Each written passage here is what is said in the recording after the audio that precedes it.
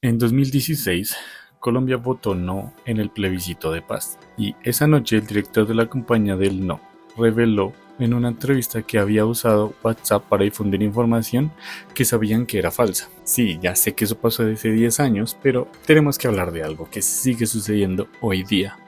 Y quiero hablar del plebiscito porque es un ejemplo claro.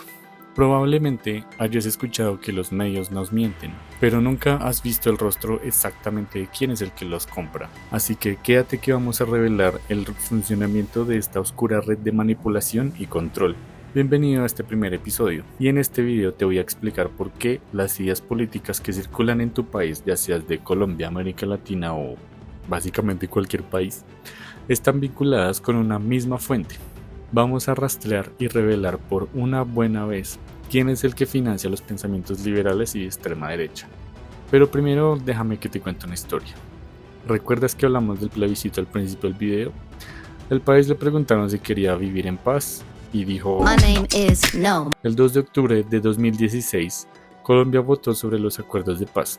4 años de negociaciones y miles de víctimas involucradas. Y el no a la paz ganó por menos de un punto porcentual. Y es que claro, ¿quién va a querer vivir en paz si ese señor sigue libre? 4 días después, Juan Carlos Vélez, quien aseguró al diario La República que la estrategia no fue realmente contrarrestar los argumentos del gobierno, sino más bien centrarse en las emociones negativas. Y se le salió algo que no debió decir, por lo cual tuvo que renunciar al Centro Democrático. Dijo que la estrategia no fue explicar los acuerdos, por lo contrario, no explicarlos. Juan Carlos Vélez publicó una imagen de Santos y Timochenko con el mensaje de que por qué se le iba a dar plata a los guerrilleros si el país estaba en la olla. Al sábado siguiente tenía 130.000 compartidos y 6 millones de personas alcanzadas. Ok, si no entiendes cuál es el problema, es que manipuló la opinión pública con mentiras y sentimientos de alarma. Según declaraciones de Vélez, fueron unos estrategas de Brasil y Panamá los que le recomendaron esa técnica. Pero ¿quiénes eran? ¿De dónde los aprendieron? ¿Y de dónde salió la idea de activar el miedo? Este no es un hecho aislado, y a continuación te voy a enseñar cuál es el verdadero origen, y su dirección nos lleva hasta Virginia, Estados Unidos. Más concretamente, Atlas Network. Este grupo, que no aparece en noticias ni tiene cara pública, se encarga de financiar y entrenar a los grupos que sí aparecen.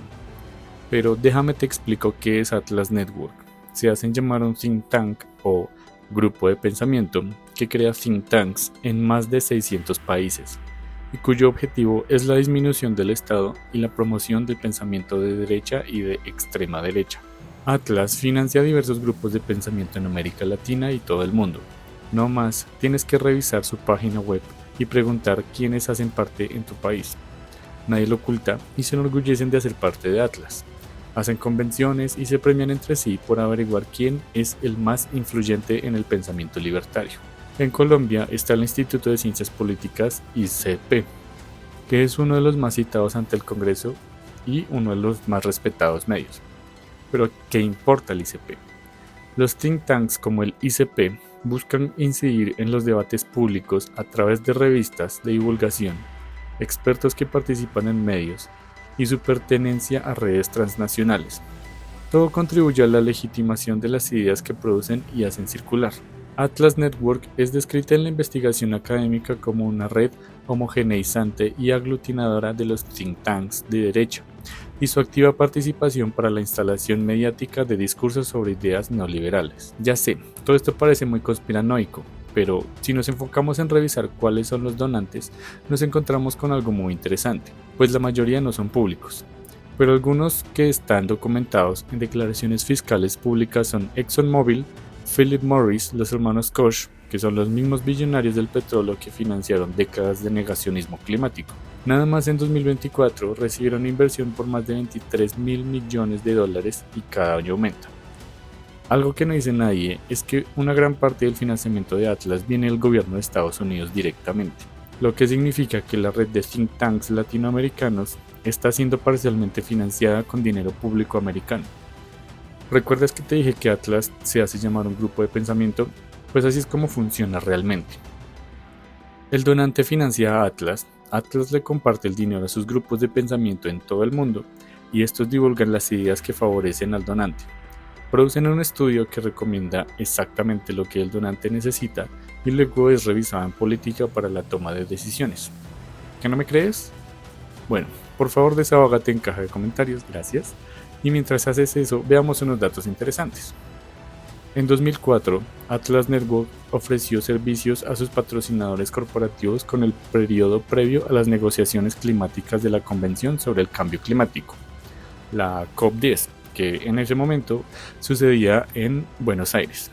En su documento, Atlas decía literalmente: estamos en una posición muy ventajosa para influir positivamente en la dirección del debate y la cobertura mediática en Argentina. Eso le decía Alejandro Chafuente, el director, a Waltz Buchholz, ejecutivo de la petrolera ExxonMobil, 4 meses antes del evento COP10.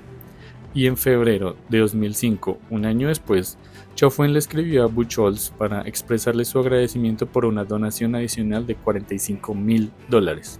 Si esto no significa nada para ti, revisemos otro documento. Un documento dirigido a William Hale del Departamento de Asuntos Públicos de ExxonMobil, que incluía un resumen de 5 páginas sobre el alcance global de las actividades que la corporación financió con donaciones al programa Energía y Medio Ambiente. Atlas Network señala que entre los logros obtenidos que no hubieran sido posibles sin el apoyo de Exxon eran actividades que incluyeron varias conferencias, sesiones informativas internacionales a cargo de destacados negacionistas del cambio climático y la distribución global de un libro cuyo objetivo era evitar que los escolares se convirtieran en defensores arrogantes de la acción climática. Las ideas de política pública son a menudo más valiosas cuando son promovidas por organizaciones que no parecen reflejar intereses corporativos estrechos. Las donaciones hechas a Atlas y luego dadas a los think tanks a discreción de Atlas inyectan una medida adicional de independencia y credibilidad a los estudios. ¿Todavía crees que esto es una conspiración? Lamentablemente, hoy en día no podemos ver el listado completo de los donantes de Atlas, pues Donors Trust es el mecanismo diseñado específicamente para que los donantes de Atlas y grupos similares sean invisibles. Así lo dice: desea mantener su filantropía privada, especialmente los donativos que financian temas sensibles o controvertidos.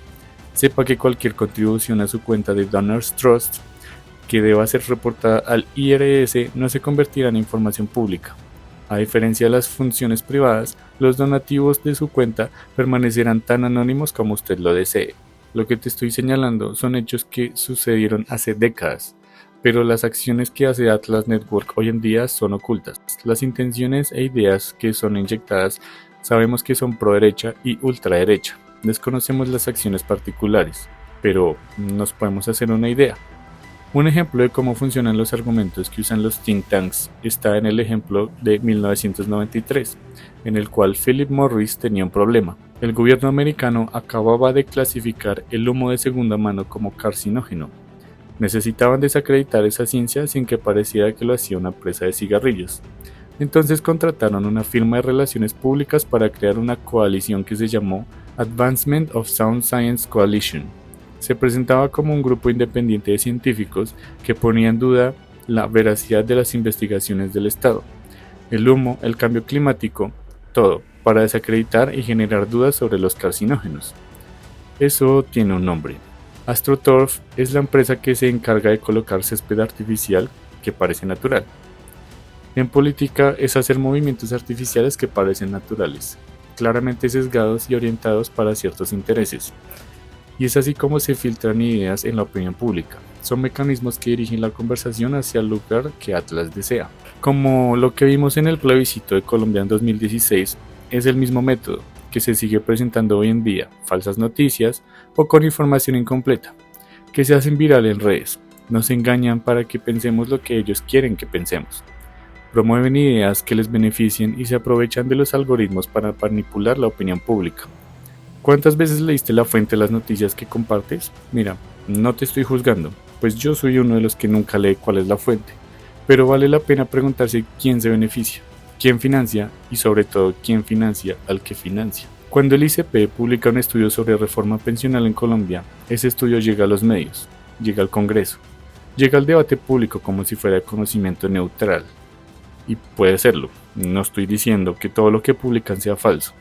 Estoy diciendo que pertenecen a una red financiada por corporaciones con intereses muy concretos en que ciertas reformas pasen y otras no. En Argentina, Atlas Network tiene como socio Libertad y Progreso, uno de los think tanks que más influyó en el programa económico de Javier Milei, y en 2024 Atlas entregó su Latin American Liberty Award a la Asociación Argentina de Contribuyentes en su foro anual de Costa Rica. En Perú, Atlas ayudó a fundar el Instituto Libertad y Democracia en 1981, y ese instituto, dirigido por el economista Hernando Soto, fue durante décadas la referencia obligada en cualquier debate sobre propiedad privada y reforma económica en el país.